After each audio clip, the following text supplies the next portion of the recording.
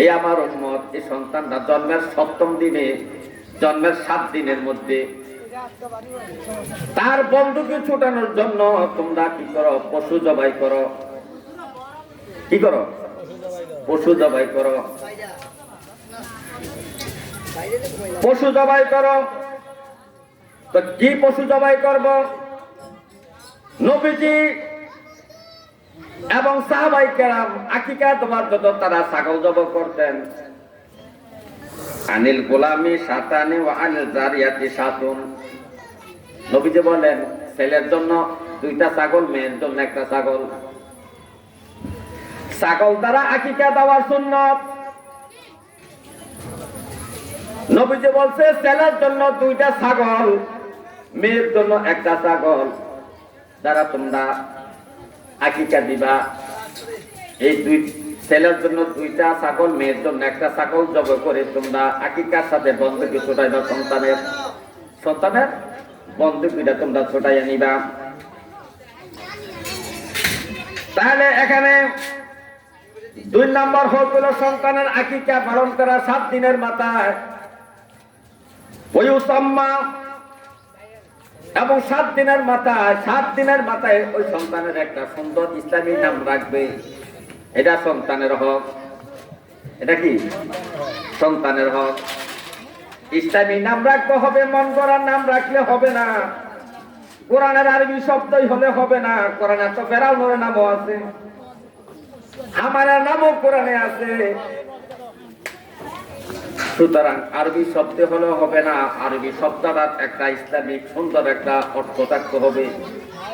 এই জন্য আমাদের উচিত রব্বে কারিমের যতগুলো নাম আছে, যতগুলো সিফাতি নাম আছে, আমার নবীর যত নাম আছে, সাহাবায়ে কেরামের যত নাম আছে, আউলিয়া কেরামের যত নাম আছে, ওই নাম সমূহ থেকে মহিলা এবং পুরুষদের নাম বাছাই করে আমাদের সন্তানদের ইসলামী নাম রাখা উচিত।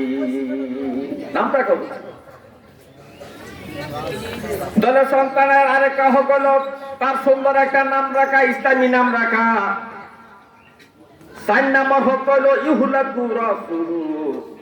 7 দিনের মাথায় তার মাথা মুন্ডাবে, মাথা কামাবে, মাথার চুলগুলা পালাবে। 7 দিনের মাথা। কয় দিনের মাথা? 7 দিনের মাথা।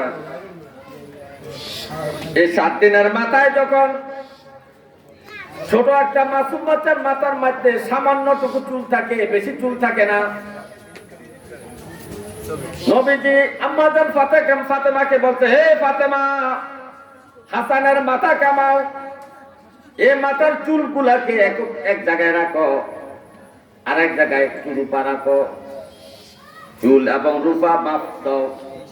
চুল এবং রূপার মাপ যখন সমান সমান হয়ে যাবে, এই চুলগুলা ফালাই দিবা, রূপাগুলা আল্লাহর রাস্তে গরিব মানুষকে দান করে দাও।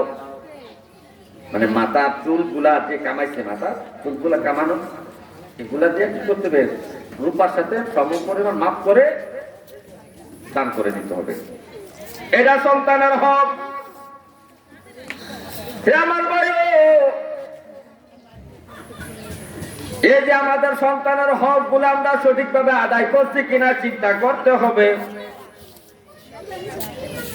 আমাদের সন্তানের এই হক গুলো আমরা আদায় করছি না একটু চিন্তা করেন। সন্তান জন্মের পরে আমরা কানে আজান দিছি কিনা?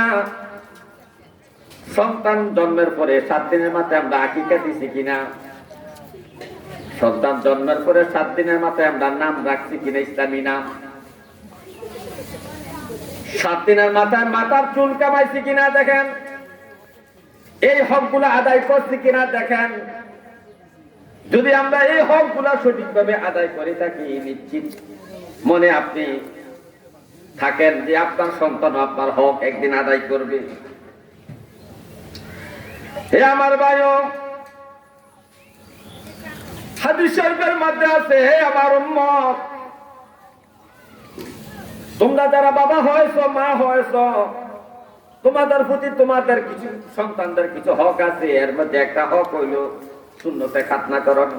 সুন্নতে খাতনা করানো। এই সুন্নতে খাতনা, ছেলে সন্তানের সুন্নতে খাতনা করানো, এটা মা বাবার প্রতি সন্তানের হক। এই সুন্নতে খাতনার হকটুকু আদায় করতে যাই আমরা অনেক শরীয়ত বিরোধী কার্যকলাপ শুরু করি। এই সুন্নতে খাতনা তো একটা ইবাদত।